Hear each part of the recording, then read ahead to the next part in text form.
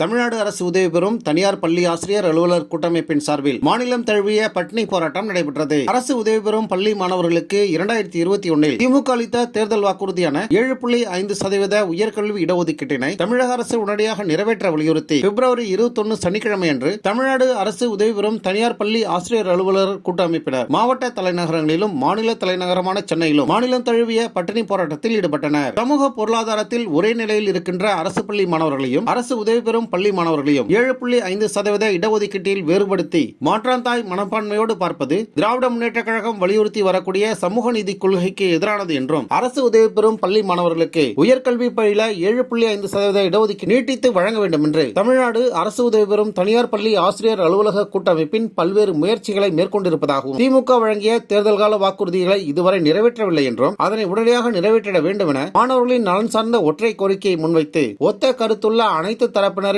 ஆதரவையும் பெற்று இந்த மாபெரும் பட்டினி போராட்டம் நடைபெற்று வருவதாகவும் பள்ளி நிர்வாகிகள், தலைமை ஆசிரியர்கள், ஆசிரியர்கள், அலுவலர்கள், பெற்றோர்கள் மற்றும் மாணவ செல்வங்கள் ஆகிய அனைவரும் தங்களின் கோரிக்கைகளை வென்றெடுக்க அரசின் கவனத்தை ஈர்க்கும் விதமாக இந்த பட்டினி போராட்டத்தில் கலந்து கொண்டனர். தமிழ்நாடு அரசு உதவி பெறும் தனியார் பள்ளி ஆசிரியர் அலுவலர் கூட்டமைப்பினுடைய மாநில கௌரவ தலைவர் மா கணபதி இதுவரை கடந்த காலங்களிலே பல்வேறு போராட்டங்களை ஆசிரியர்களுடைய நலனுக்காகவும் அலுவலர்களுடைய நலனுக்காகவும் அரசு ஊழியர்களுடைய நலனுக்காகவும் இந்த சென்னை மாவட்டமும் தமிழகமும் கண்டிருக்கிறது.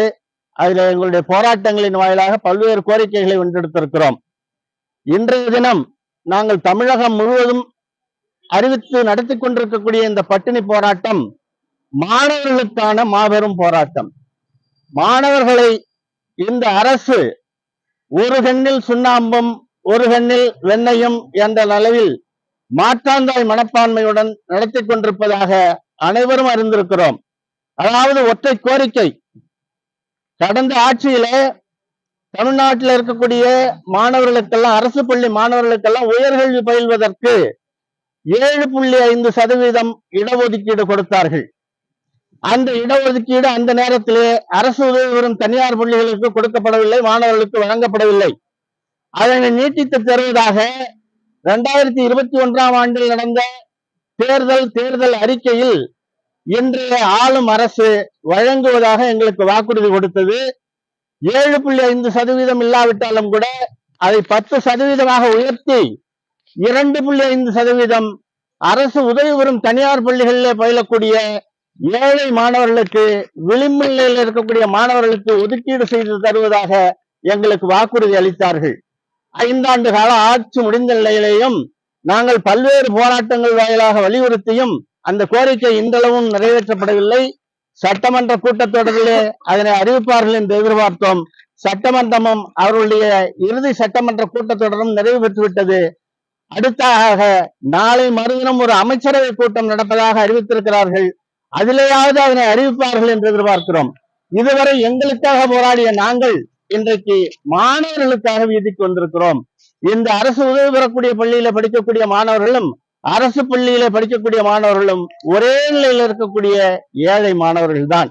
ஆகையினாலே அவர்களுக்கும் இந்த 7.5% இடஒதுக்கீட்டினை நிறைவேற்றி தர வேண்டும், நீட்டிக்க வேண்டும். இன்னொன்றையும் உங்களுக்கு குறிப்பாக சொல்ல வேண்டும் என்று சொன்னால், ஒவ்வொரு தொகுதியிலையும் தேர்தல் வருகின்ற நேரத்திலே 1000, 2000 ஓட்டுகளுக்காக ஒவ்வொரு கட்சியும் கூட்டணி அமைத்துக் கொண்டிருக்கிற நேரத்திலே இந்த ஏழை மாணவர்கள், தனியார் பள்ளிகளிலே பயிலக்கூடிய மாணவர்களுடைய சதவீதம் ஒவ்வொரு தொகுதியிலும் இருக்கிறது என்பதை மறந்துவிடார்கள்.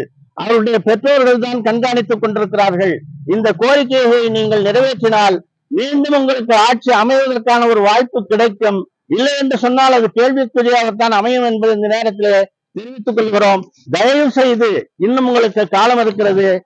ஏழை மாணவர்கள், அரசு உதவி பெறும் பள்ளிகளில் படிக்கக்கூடிய மாணவர்களுக்கு உயர்கல்வியில் 7.5% இடஒதுக்கீட்டினை நீட்டித்து தருமாறு எல்லோருக்கும் தாழ்வானவராக இருக்கக்கூடிய தமிழக முதல்வர் அவர்களை பணிந்து வேண்டிக் கொள்கிறோம். நன்றி. அரசு உதவி பெறும் பள்ளியில் இருக்கக்கூடிய ஆசிரியர்களுக்கு சம்பளம் வழங்குவதில் குளறுபடிகள், பிரச்சனைகள் இருப்பதாக தெரிஞ்சது. அது சரி செய்யப்பட்டு இருக்கிறதா, இல்ல என்ன மாதிரி நிலைமை சார்? பெரும்பாலும் அரசு உதவி பெறும் பள்ளி ஆசிரியர்களுக்கும் அலுவலர்களுக்கும் அரசு பள்ளிக்கு கிடைக்கக்கூடிய அனைத்து சலுகைகளும் உரிமைகளும் கிடைக்கின்றன. ஒரு சில பள்ளிகளில் அதிகாரிகளுடைய தவறான நடவடிக்கைகளினால் அது முற்று பெறாமல் இருக்கின்றது. சில பதவி உயர்வுகள் அங்கீகரிக்கப்படாமல் இருக்கின்றன.